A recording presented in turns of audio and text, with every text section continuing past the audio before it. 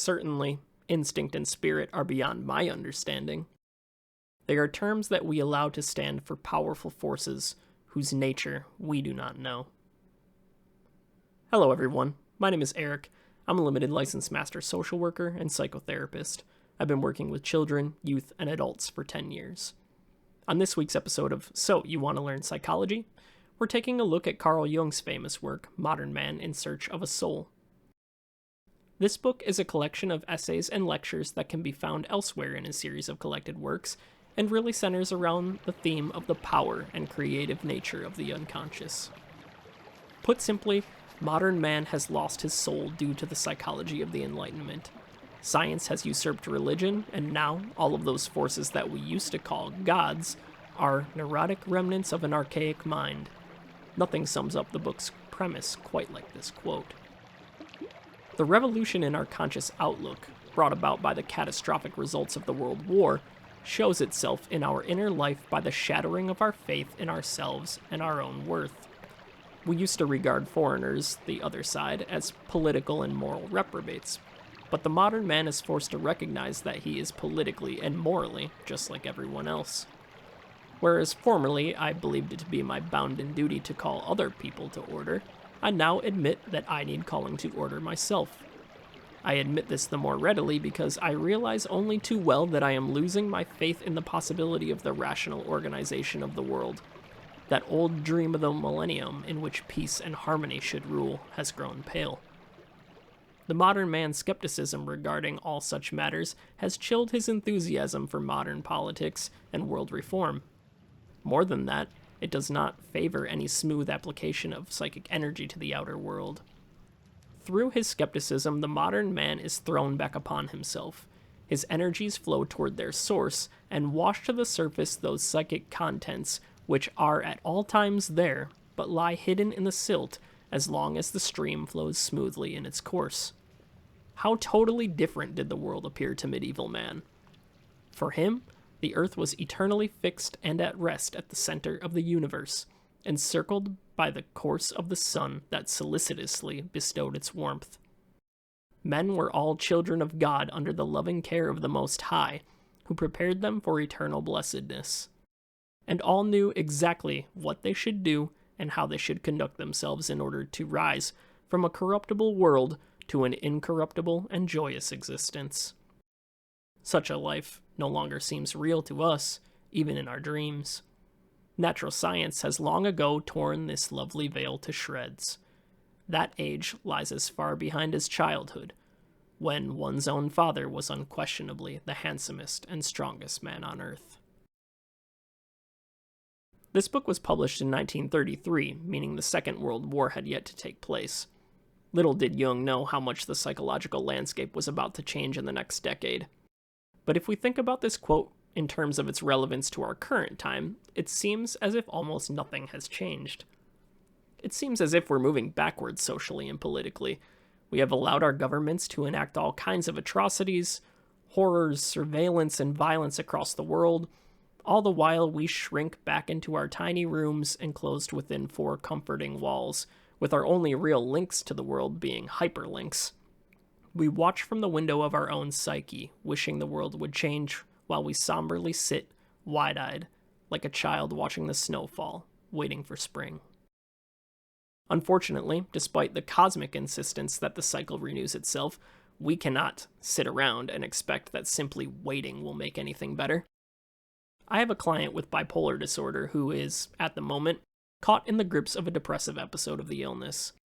After his psychotic breakdown led him into the hospital, and after being on a small regimen of medication for the last 6 weeks, he is beginning to feel the weight of this burden, the existential burden of time. I asked him, "So what are we thinking of changing for the upcoming 2 weeks? Do you have any plans to do anything differently, or are you just gonna kind of exist? Because if nothing in your daily routine changes, then we can't necessarily expect your mood to change." He responded, "Just kind of exist. I don't really know what else to do."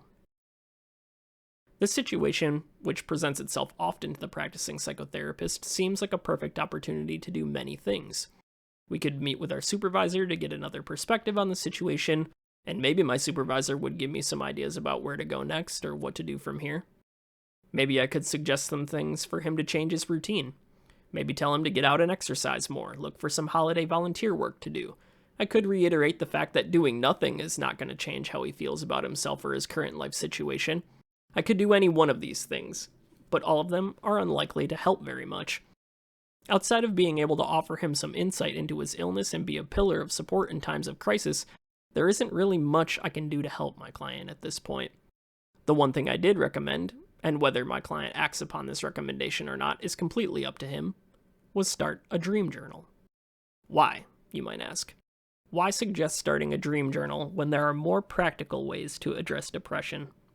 I'll tell you why. Because up until this point in our treatment, nothing has worked to restore this person's loss of soul. They don't want to get a job. Working a minimum wage job that you hate is simply not worth it anymore, especially because it used to be that, yeah, you may hate your job, but at least you can pay your bills, but that isn't even the case anymore. Now you can't even afford housing without a full-time job, so a part-time job is virtually meaningless unless you're a teenager or already retired. He doesn't want to work, but he will, and he's applied for several jobs, none of which he's gotten, really through no fault of his own. It's actually hard to find a job nowadays. I really never used to believe that because for a decade I worked with at-risk youth who would use the "it's hard to get a job" line as an excuse for wanting to remain children a little longer. In reality, now it is hard to get a job. So he doesn't really have a daily routine because he doesn't work. He doesn't want to work a meaningless part-time job, and I don't blame him. So what is he left with? Exercise and diet. He exercises regularly, nothing too intense, but he does about as much as you would expect from a person going through depression would be capable of. I'm not going to delude him into thinking that working out more frequently will somehow reignite his spark that he's missing. We both know that's not true. He's not completely immobilized by depression. He's still capable of being productive in the capitalist sense of the word. He doesn't eat a bunch of fast food and typically eats home-cooked meals with his parents. What else is there? This man doesn't know what he wants out of life, and asking him only thickens the fog and increases his frustration. At this point, he's waiting for something. Neither of us know what that is. And this is where I turn to the power of the unconscious, the main theme of man's search for a soul. The unconscious is so powerful, and yet we never really recognize it as the source of everything we have been, are now, and could be. I told him, maybe, if you're interested, you could keep a dream journal over the next 2 weeks. You seem to sleep a lot, and I'd be surprised if your dreams weren't trying to give you hints as to what you really need in this moment. He appeared to think, and for a second, I saw the thought cross his mind. It seemed as if he might try. I didn't force him to keep a dream journal. I didn't tell him to come back in 2 weeks with a dream journal. I simply put the suggestion out there for him to decide whether or not it may be helpful for him to entertain the power of the unconscious, since nearly everything in consciousness has failed to release him from his overwhelming sense of meaninglessness. Jung wrote, "I do not know what to say to the patient when he asks me, 'What do you advise? What shall I do?' I do not know any better than he. I only know one thing, that when to my conscious outlook there is no possible way of going ahead, and I am therefore stuck, my unconscious will react to the unbearable standstill." It is my hope that there's some truth in this statement. Jung was undoubtedly a genius in his own right, but only time will tell whether this age-old idea carries as much weight today as it did back then. In our current culture, we barely give any credence to the unconscious at all. It's a borderline irrational belief that there even is an unconscious like it was written about 100 years ago. Psychiatry hardly recognizes it because it has no basis in biology. Social work and psychology have adopted cognitive models of the psyche, which frame everything as a product of conscious thinking errors or maladaptive cognitive schemas. And there's almost no real talk about the significance of dreams beyond, do you have nightmares? The importance of the symbolic expression of the unconscious has been left behind as far back as childhood, as Jung might say. Although I'm not the type of therapist to believe that our dreams are meaningless or unimportant. In fact, I'm of the opposite mind. Modern Man in Search of a Soul is not really a straightforward book for psychotherapy clients or psychotherapy practitioners. It occupies a relative no man's land in between practical aims and prescriptions for psychotherapy and the spiritual need for something beyond our rational, enlightened mindset that brought us to this point, to which its usefulness has seemingly fizzled out. We all feel as if we need something more than what society and culture have to offer us at this time. At a point in history where we think we know everything, and where it seems as if we have achieved it all, and we are on the inevitable downturn of the century's motto, "It can only go up from here." Like the inescapable force of gravity, what goes up must come down, and we are coming down. But what is it, if anything, that can save us? None other than the creative and spontaneous activity of the unconscious. It is what brought us to this point, and we would be remiss to think that any progress out of it would be the consequence of anything else. That concludes this episode of So You Want to Learn Psychology? I hope you enjoyed. With the holidays coming, uploads may be a little slower than I initially expected.